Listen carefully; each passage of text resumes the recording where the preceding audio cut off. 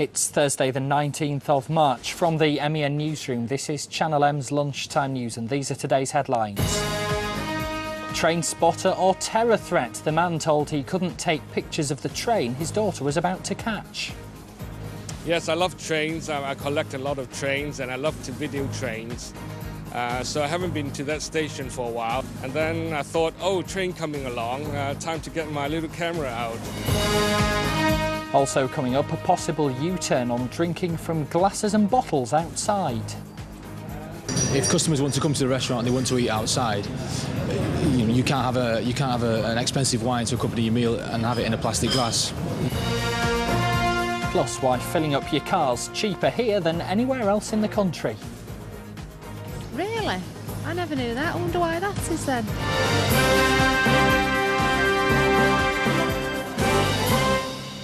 Good afternoon. First today, the train spotter who was told to leave a railway platform because he posed a security threat. Accountant Edmund Tan from Prestbury was using his camera to film a train pulling into Macclesfield when he was confronted by a Virgin Trains worker who told him to stop recording. This is the footage he shot.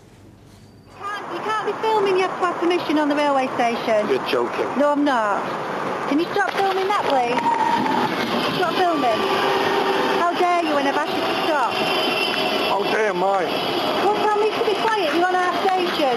Because you're recording You are it. on our station and you are not allowed to do that unless you ask for permission. Okay, can I have permission, please? No. I'm a train spotter. No. Well, we'll be hearing from him later in the programme. Tributes are being paid to the actress Natasha Richardson, who's died after a fall while on a skiing lesson. Critics have described the 45-year-old, famous for her roles in Made in Manhattan and The Parent Trap, as a wonderful performer. A statement from her family says her husband Liam Neeson, along with mother Vanessa Redgrave, are shocked and devastated. They say that they're grateful for everyone's support, love and prayers.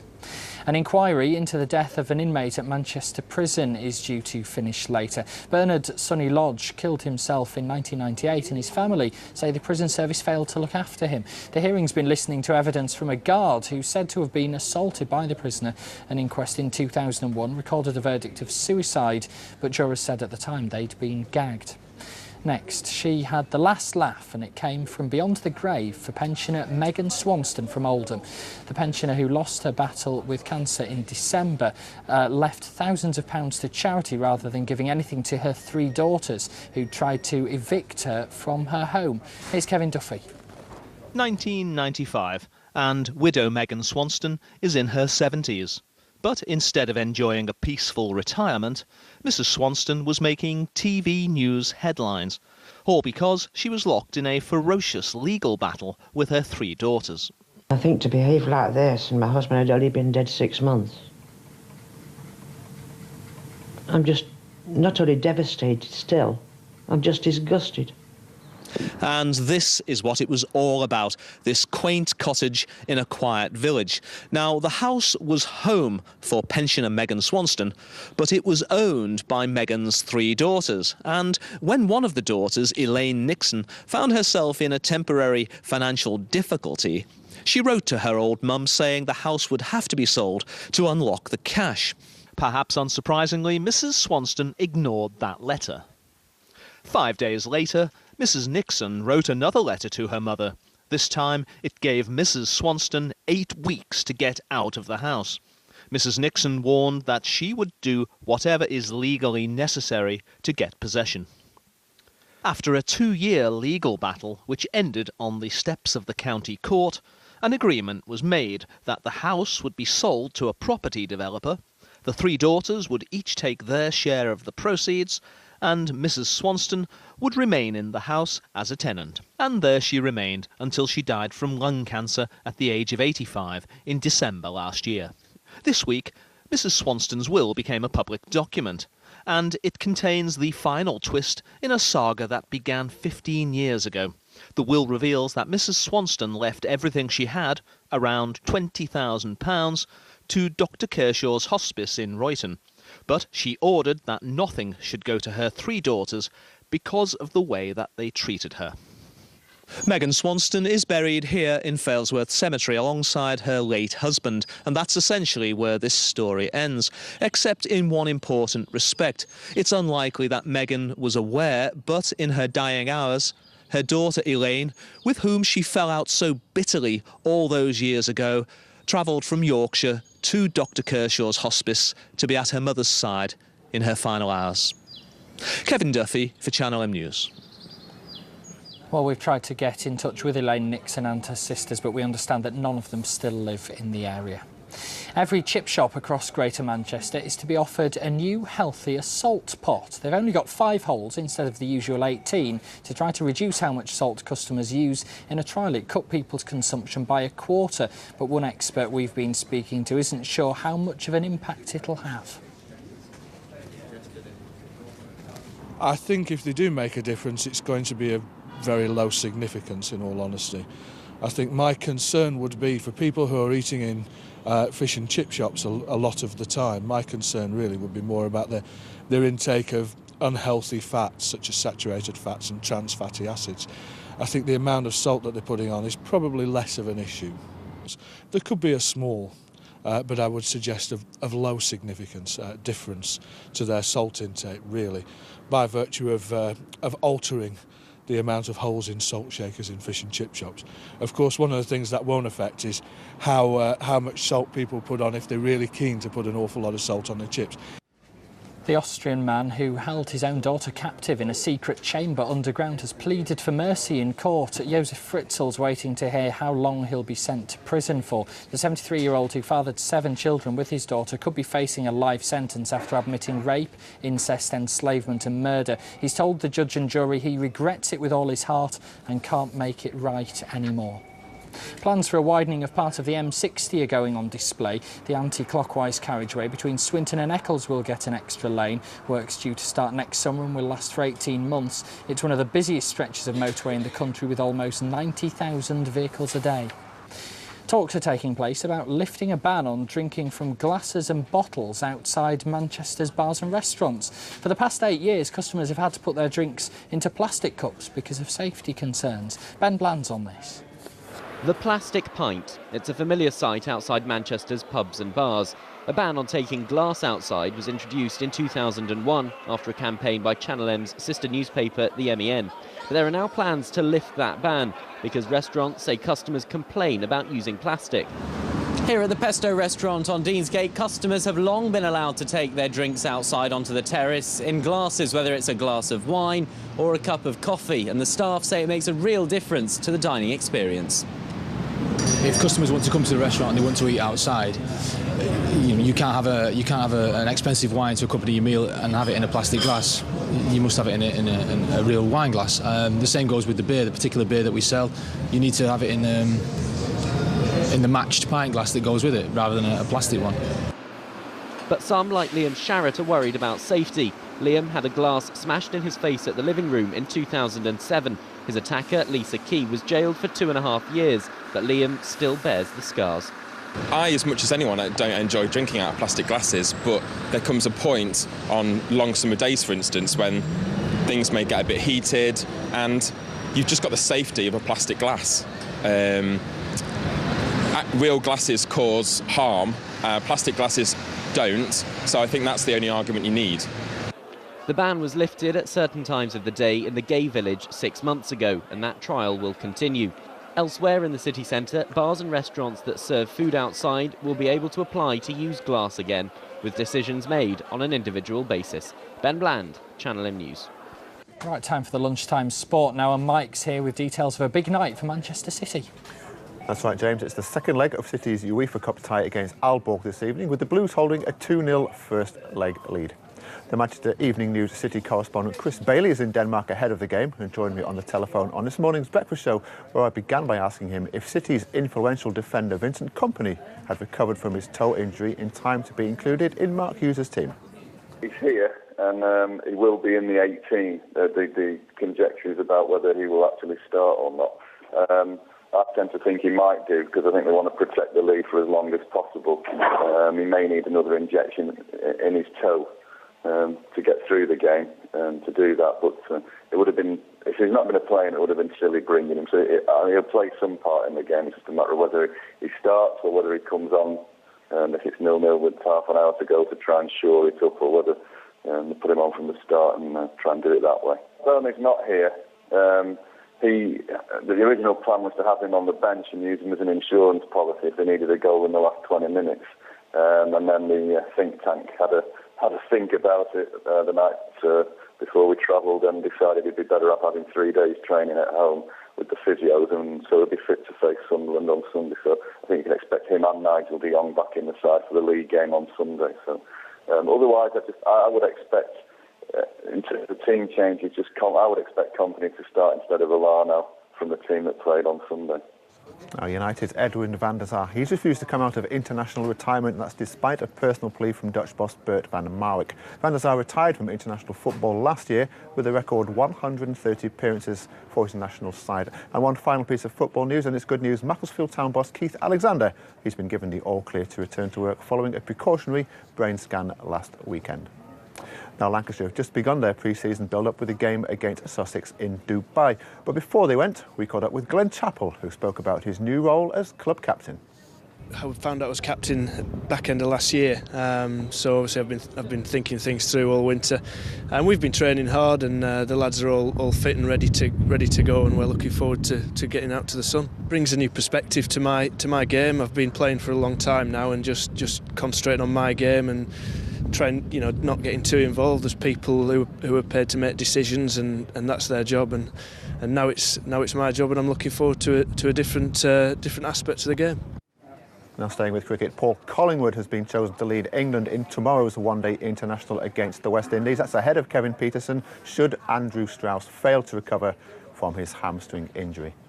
Now, yesterday we brought you the news Sale Sharks had signed a winger Ben Cohen from Breve. So we sent Will Perry to Edgeley Park to see what backs coach Josh Baxendale and Brent Cobain made of the capture of the 30-year-old World Cup winner. I guess when you guys needed a bit of good news, a bit of a boost, Ben Cohen, World Cup winner, OBE, great signing. He is a great signing, yeah, sensational player. I played with Ben, when was that? Last December for the Barbars, so against South Africa. So yeah, I know Ben, played against him quite a few times as well, playing against England. So he's a good player. Good to have him on board. Yeah, he's a great signing. He's been a world-class player, and I'm sure he's bringing a lot of experience. And finally, Johnny Wilkinson's hopes of playing his first game of rugby since last October have been hit by yet another injury. Newcastle Falcons are describing it as a minor setback in recuperation to the operation to repair his dislocated kneecap. And the Falcons are now hoping Wilkinson will be fit enough to play some part in next weekend's game against the Leicester Tigers.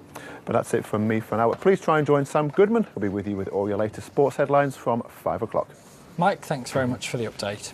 Stay with us, there's much more still ahead on the Lunchtime News, including good news for drivers here in the northwest, and the volunteers at the Christie up for an award for supporting patients at one of the hardest times of their lives. I wouldn't touch my hair for like days and days because I couldn't face the fact that I was losing my hair. I was just devastated.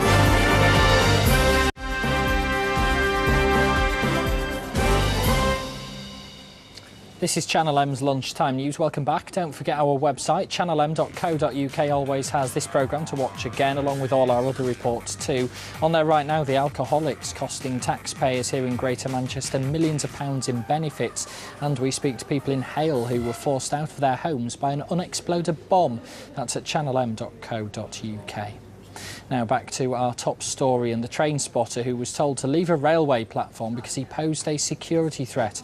Accountant Edmund Tan from Prestbury was using his camera to film a train pulling into Macclesfield when he was confronted by a Virgin Trains worker who told him to stop recording. Our reporter Beverly Walkden takes up the story.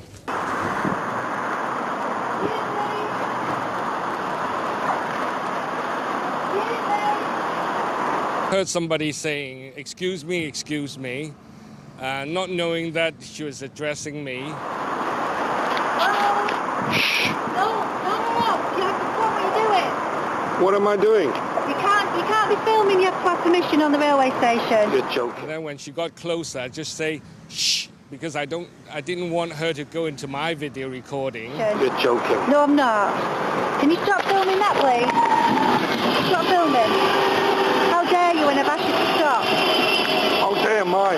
Well, tell me to be quiet. You're on our station. Because you're recording You are on our station, and you are not allowed to do that unless you ask for permission. Okay, can I have permission, please? I'm a train spotter. No. How did you feel about being told that you couldn't do this? It's very disappointing and shocked because I've been filming or photographing trains since I was, in Britain, and no one has ever stopped me.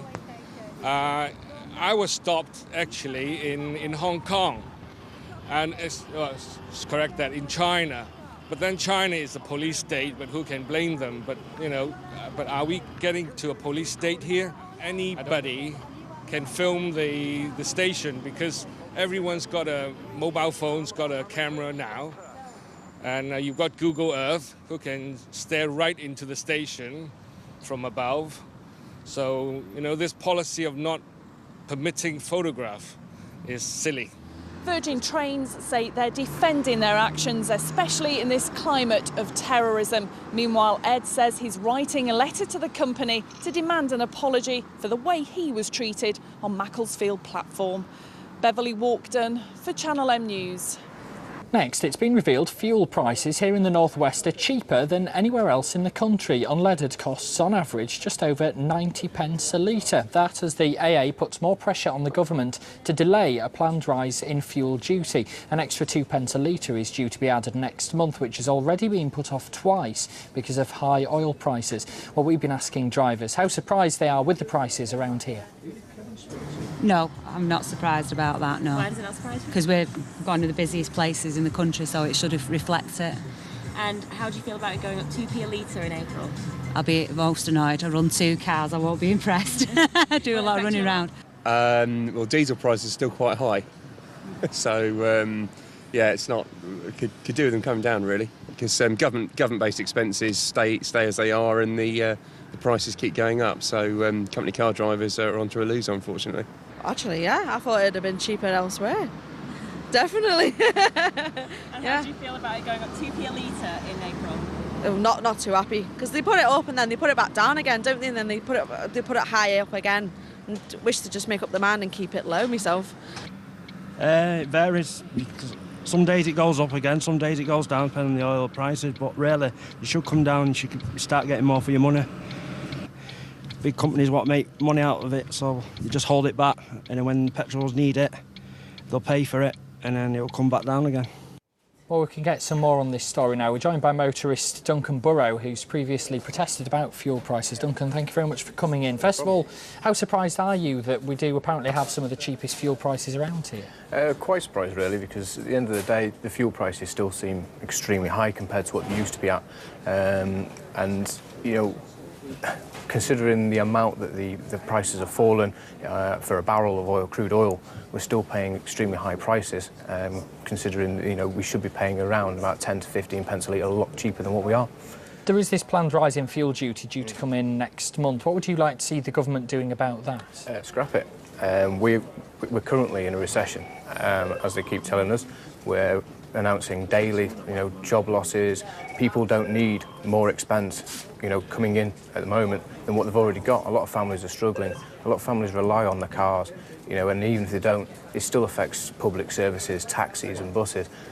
So any form of price rise at the moment would be a tax or at the pumps. It's hitting everybody very hard. I suppose to defend the government, though, they're trying to get us to reduce how much fuel we're using.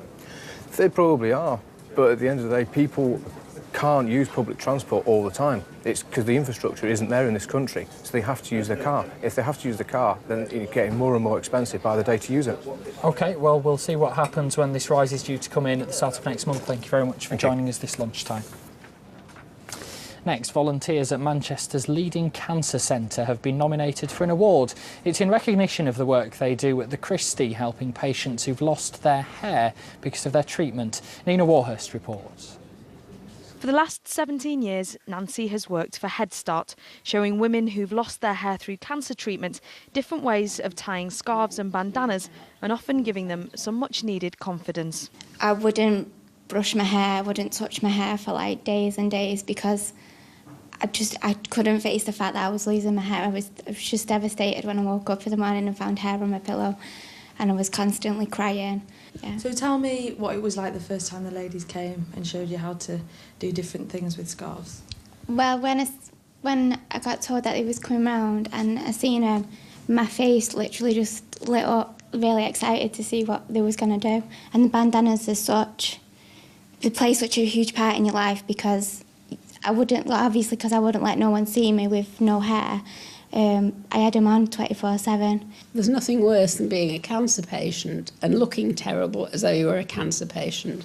If you dress nicely and have something nice on your head, you can look at the mirror and forget that you're a cancer patient. And now Bury South MP Ivan Lewis has nominated Head Start for a Queen's Award for Voluntary Service, which is the equivalent of an MBE. It was very satisfying, really, that people do appreciate what we're doing. I know the patients do, but it's nice that other people do appreciate what we're doing as well. I mean, it's a big commitment for all of the ladies from Head Start, but it must be quite satisfying every time you leave. Extremely satisfying. I mean, I've done lots of voluntary work, but this is the one rota that I consider to be the best. Not only for myself, but for the patients, so we're both getting something out of it. Head Start accepts that the service isn't for everyone. Some patients find they're happier without using scarves, but Nikki says it can have a huge impact. Don't just pass it off that you don't want it and lock yourself in your house, try it and you never know, it might boost your confidence. Because it made a big difference to you, didn't it? Yeah. Nina Warhurst, Channel M News. Well, it's been a fairly bright morning across much of Greater Manchester. Let's take a look at the afternoon's forecast and a look ahead to the weekend as well now with Michelle Eagleton. Well, get ready for a mixed bag of weather this afternoon because we have had a bit of everything. This morning was plagued by a lot of fog right across Greater Manchester. Now, that fog has cleared up, although it was very, very cloudy indeed this morning as well. This afternoon, we should see a brighter picture, but just a few showers as well to be aware of. So, hope you've got your brollies handy. Let's take a look at the picture that was at 9 o'clock now. As you can see, dark cloud was around. Then we had a little bit of a respite as we led up to 11 and 12 o'clock. Then the cloud has made a return at the moment, but we are going to see it clear up, as I've mentioned. Also going to see some brief showers. Not going to be around too long because by this evening, 6, 7 o'clock, it really is going to be a fantastic night ahead. Dry and bright for this evening. That will continue into tomorrow. The start of the weekend is looking absolutely glorious for Friday and Saturday. That's seeing highs of 15 on Saturday, staying nice for Mothering Sunday and just cooling down on Monday with highs of 10.